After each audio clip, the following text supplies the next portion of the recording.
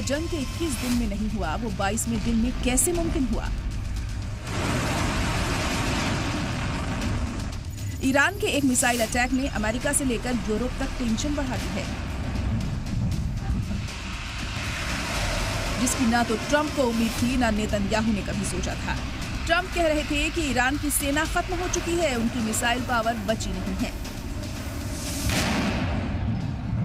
Oh, I think we've won. We've knocked out their Navy, their Air Force. We've knocked out their anti-aircraft.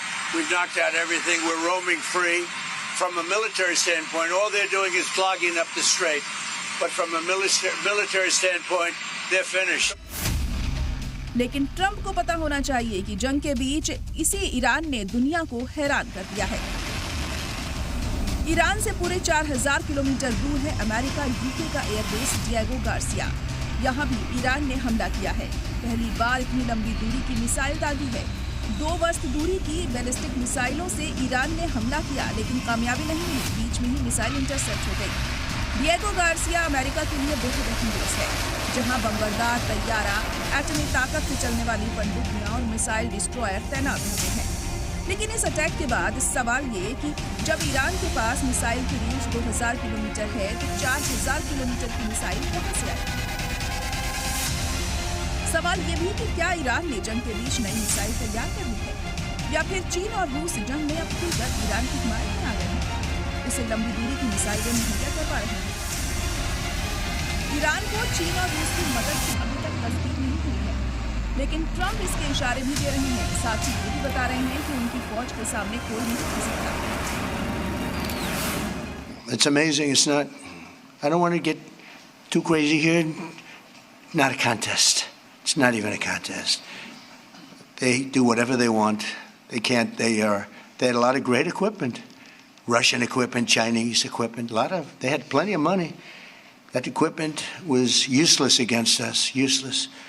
No force on earth can beat the American sailors or the American military. We're the strongest in the world by far.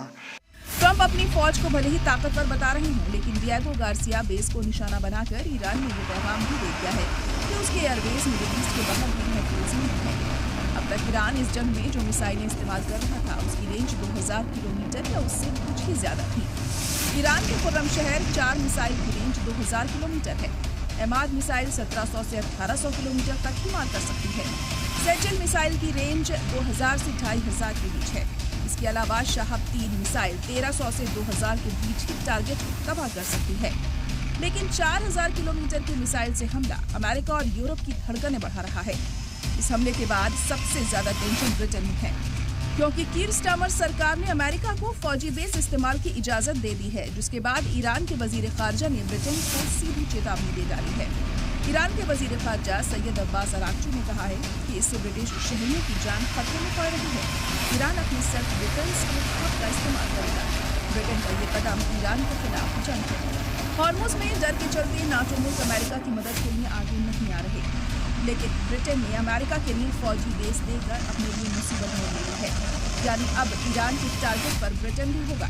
Iran के 4000 kilometre की missile से हमला ये बताता है कि Iran जंग में हारा नहीं है। उसकी मिसाइल पावर का तोड़ अमेरिका और इजराइल के पास भी नहीं है। एक बात और ये भी साफ हो गई है कि ये जंग अभी लंबी चलेगी। ब्यूरो रिपोर्ट, सलाम टीवी।